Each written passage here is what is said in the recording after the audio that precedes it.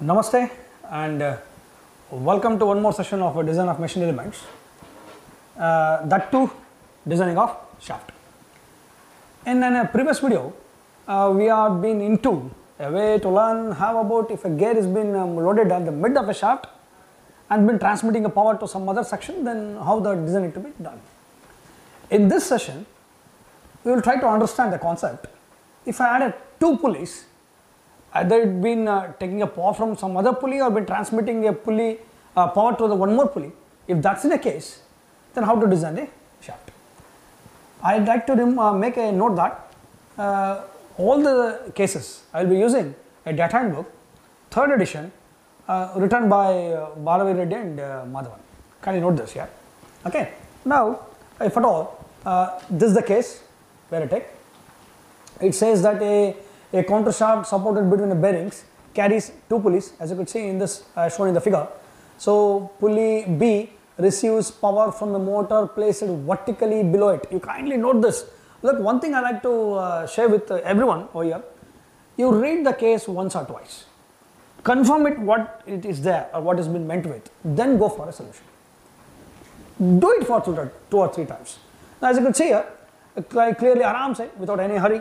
So, a counter shaft supported between bearing carry two pulley as shown in figure S, these two pulleys. A pulley B receives a power from the motor placed vertically below it. Keep it in mind that this pulley receives a power from another pulley which is placed vertically below it, and the ratio on the tension of this pulley is 2.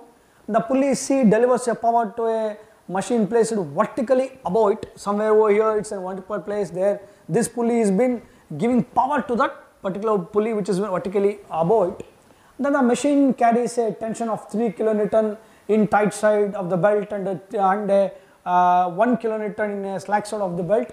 Determine the diameter of the shaft. If allowable shear stress in then a shaft material is limited to 60 MPa, assuming, again I say that assuming the loads are steady, and neglect the weight of pulley.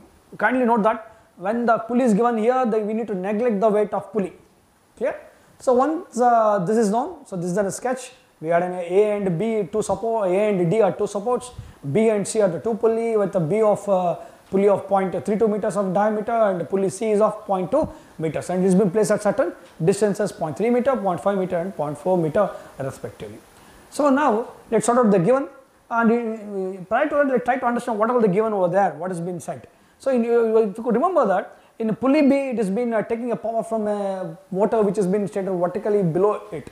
So this is a pulley B and this is a shaft rotating at an anti-clockwise direction, and this is an T1 and T2 which are tight side and slack sides, and it has been receiving the power from the pulley or a motor pulley which has been lightly mounted below it. So this is a condition. So now another would be a pulley C which will be delivering the power to the one more pulley which is right above it. So if you could see this sketch, hope so this whole sketch satisfies the condition which has been given. Now tension at the ratio of tensions at the pulley B T1 by T2 is 2, which is given again. Then the tight side of T1 would be 3 kilonewton converted into Newton, and T2 of C would be 1 kilonewton, this is 1000 Newton, tight side is slack sides and the loads are steady, and tau D is equal to 60 MPa, and to find out would be diameter. So now the solution, as I said that initially I will be choosing up one certain formula in order to find out diameter of a shaft. So for which I will be choosing up by maximum shear stress theory, again with the data handbook 3rd edition, K. Madhavan and Balavi Reddy. So this is the one. So in this I will be choosing up this equation, tau D is equal to 16 by tau max, so root of CMCT, so this is the one. So here we know that I will be choosing up the same formula over here. Since it is a solid shaft, the K remains 0. So again I am going to reform this, rewrite this whole formula. So this is how the formula turns out to be. Now the torsional moment, as you know that this is the case, as a pulley B and pulley C, one is receiving a power, pulley B, and another pulley C is receiving delivering a power to the other pulley which is right above it. So you know one thing that both the pulleys are mounted on a same shaft. This is a very important condition. So as the two pulleys are mounted on the same shaft, the torque of the both pulleys are same. So therefore I could call this as TB is equal to TC. The torque of B is equal to torque of C.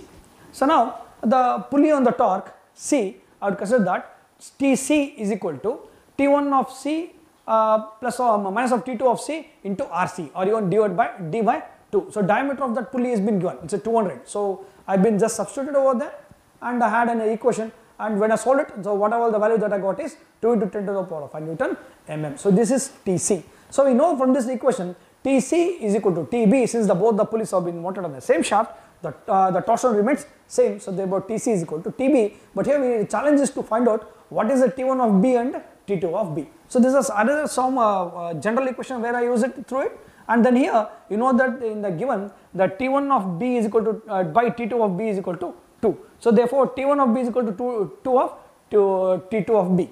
So that I substituted in this equation.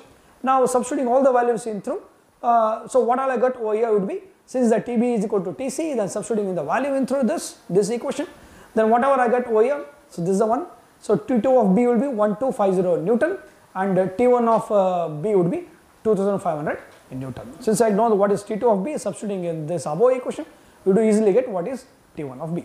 So this is how the torsional values that we get. So in order to draw a torsional diagram, so I will be considering a shaft of a meter length which has been given to us. So here this is a point A, and that would be a point B, and point C, and point D. So A and B are the where the pulleys have been loaded, which B reflects pulley B and C reflects pulley C. So here the torsion of the, since both the TB and TC are same, the length of those two would be 2 into 10 to the power of Newton per mm square, I mean 2 into 10 to the power of 5 Newton mm. So this is a torsion diagram which is to be which is meant for this particular case. Now it comes to bending moment. So let's find out what all the horizontal bending moment and then a vertical bending moment in through. So in short, the vertical and then a horizontal force at pulley B and C I will consider. Now just take out if this case, this is a pulley B, as we can easily say that there are no any horizontal force at all, only vertical forces are there. One thing you need to be very much careful over here.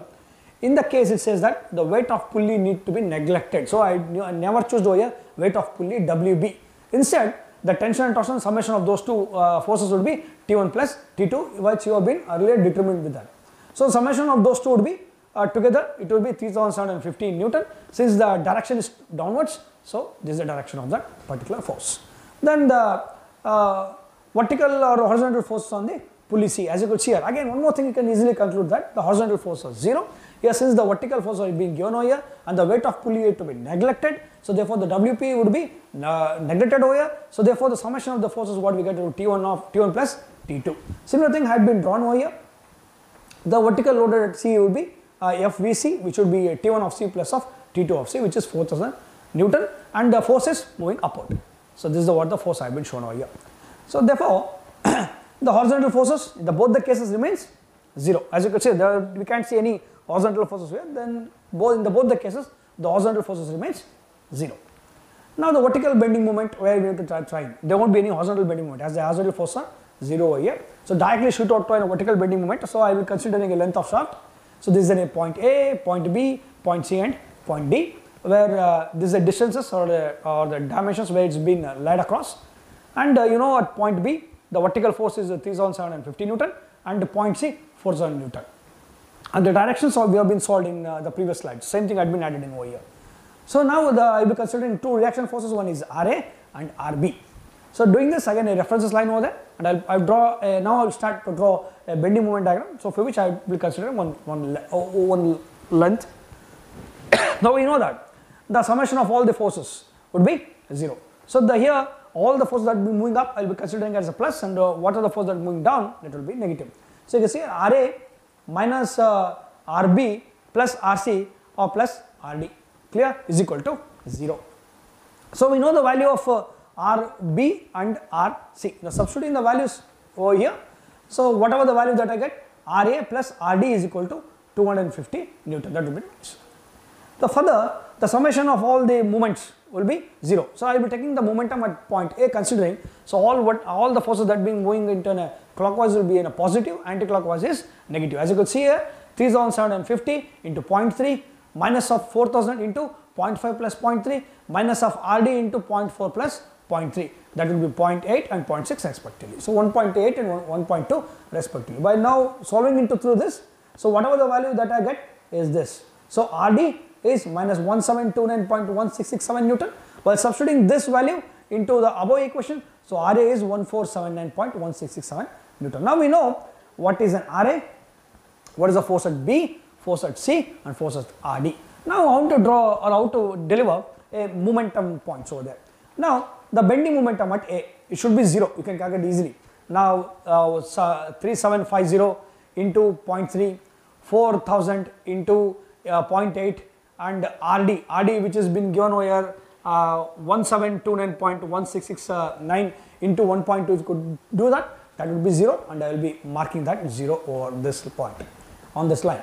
Now the bending momentum at B, as you can see here, so either you consider the right forces, right side of the force or left side forces. I will be considering here the right side of forces in just a clockwise, so it would be RA into 0.3. I will take the 300 mm, so 1479.667 into 300, so that is 443750 Newton mm. Now I am going to mark it the same point over here along this B point, Now in a similar way, the bending momentum at C is again I will be considering the right side of it, RA into 0.8 meter, again the anti-clockwise will be minus 3750 into 0.5 meter, that is what been done over here.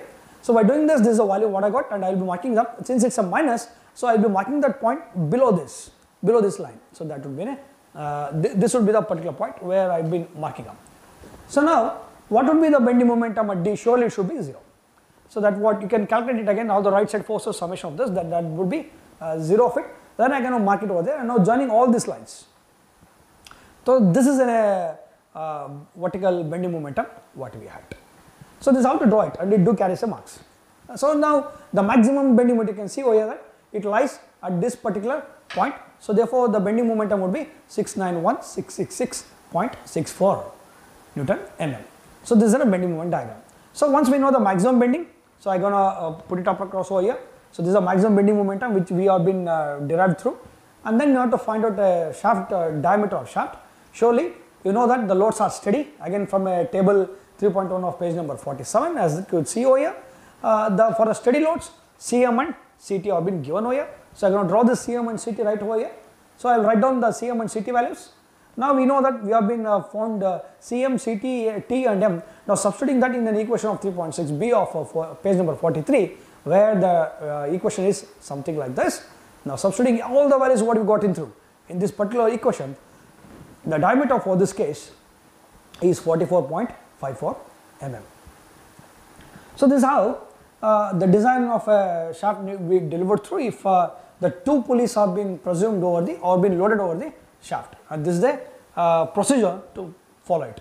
In the next video, I will let you know if I load up a 2 gears over there, very importantly 2 gears, then how the design need to be done. Thank you. Yes.